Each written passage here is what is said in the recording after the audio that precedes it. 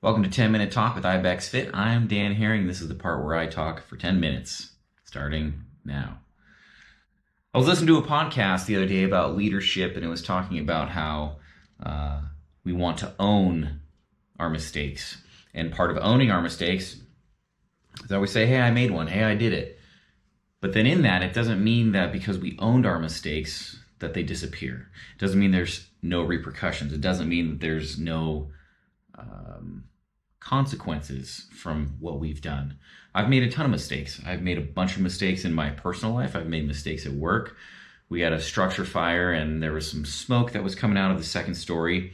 And so I went up to the door. I saw some smoke coming out up top and I broke down that door and I walked inside and it was a single story unit. The access for that second story was on the rear. I didn't know. I broke down the wrong door. Literally tore down somebody's door to their home. Not good. So I had to go to my captain and say, I made a mistake. It didn't mean that the consequences weren't still there.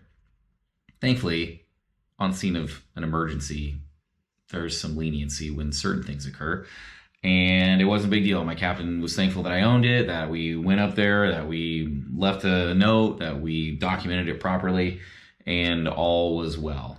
It was an apartment complex, so the managers handled it that day. In my personal life, there's been big consequences to some of my actions that I've still owned. Life-altering ones, relationship-ending ones. There's still consequences. So it's a hard line to draw where we want to have ownership of our mistakes and our actions, but we have to understand that that doesn't negate the responsibility of the consequences that come with it. I think too often people believe that we can have a get out of jail free card if we apologize or if we take that ownership, and it's not the case. On another note, I drink Rain. Never mind, I'm not going to say brands. I already said it. I drink an energy drink every single day, and I'm starting to wonder if adrenal fatigue is occurring on two different fronts. Okay, hear me out. I'm always tired, right? Because of my job, because of my schedule. We're awake for sometimes up to like 24 hours straight, and so we're not getting a lot of sleep. So then there's been studies that have been showing, okay, your cortisol levels go through the roof. But anyways, gosh, I should have had a bunch of stats here. Testosterone production goes down, cortisol levels go up. You basically are in adrenal fatigue, typically as a first responder, PD, fire, law enforcement. And so you are feeling tired much more than the average human being, even when you come home from work. So I show up at work, I'm there like 6:30 in the morning, we work the whole day, and then we don't get to like just punch out. Nighttime still happens and people still call. So if we get calls all night long, then you are awake that whole day. So then you get off at 7 a.m. the next morning and you come home.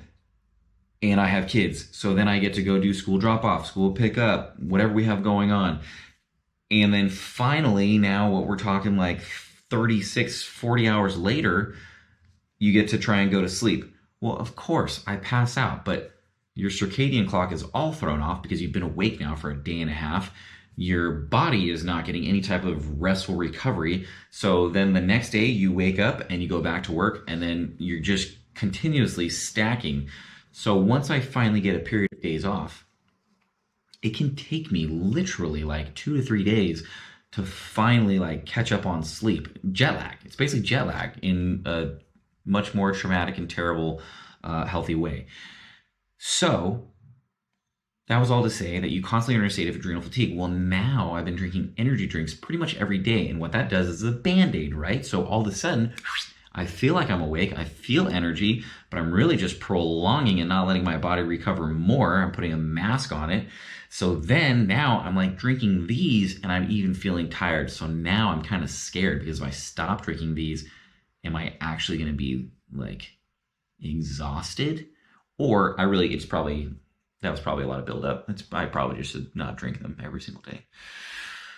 All right, so we've got a golden doodle. If you don't know what we have a Bernedoodle. I'm sorry, it is not a golden doodle. It is a Bernese Mountain Dog and a poodle. It was a mini poodle and a 50-pound, it was a 10-pound dad and a 50-pound mom.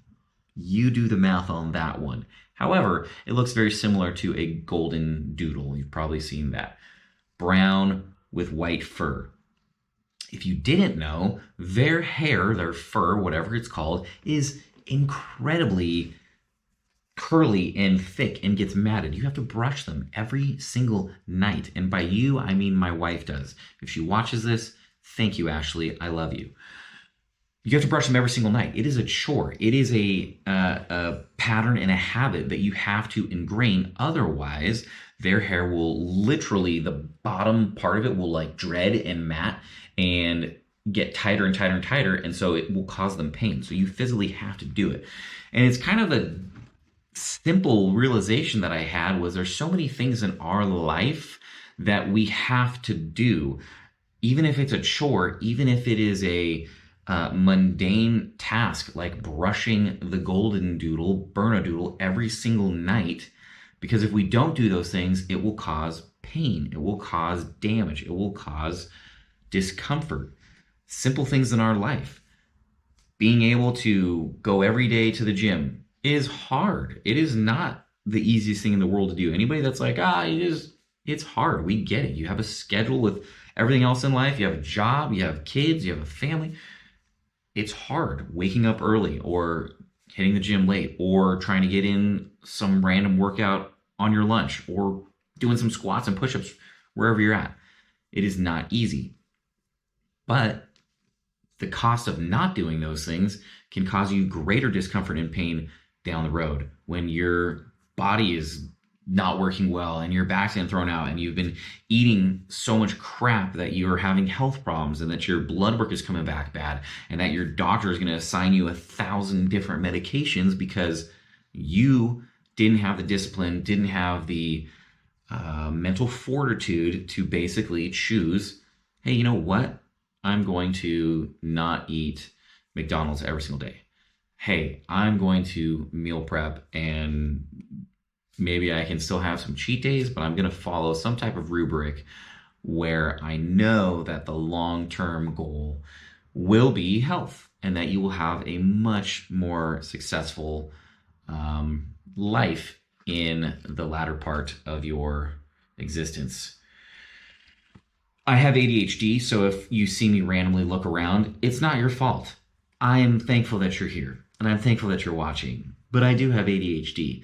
And to the point where sometimes, not sometimes, every time, I have 1,000 things going on. I started doing one thing in here, and then I thought, I should record a video. And so now I'm recording a video, but then I just saw the thing that I originally came in here to do. But that's the crazy part, because I came in here to originally do that because I was working on something else in the living room. So there's actually a series of events that is occurring here. And we could blame it on caffeine. We could. But the problem is it's not the caffeine. I do this with anything that I'm working on. But there's also a superpower to it because, oh, that is good. Because my wife has realized that, well, it's twofold. If something gets set down and I'm not working on it, it will stay there indefinitely. There's actually an air filter upstairs sitting on a desk because it needs to go in the attic, but I haven't wanted to go and get the ladder to put it up in our air handler that's up in the attic. So it has been there, and I'm not kidding. Don't judge me, probably 2 weeks now, maybe more. However, if I had in that exact moment gone and gotten the ladder, it would be done. So my wife has learned two things, I think. She now will tell me, hey babe, can you do this? And she'll buffer it. She'll say, however, it doesn't need to be done right now. Because I've learned that if I don't do it right now, I will forget. So when she asks me to do something, this is the superpower. I will do it right then and there. And she knows it'll get done. It comes with the flip side though, where when she says it doesn't have to be done right now, she will eventually have to give me an updated time because otherwise that air filter will sit there for 2 weeks. This has been the first episode of 10-Minute Talk with IBEX Fit, aka Dan Herring. That's where I talked for 10 minutes. Welcome to just a little bit of the inside of my brain. I probably next time will actually decide on some things that I should talk about, but that's just how it worked out this time. So thanks so much, fam.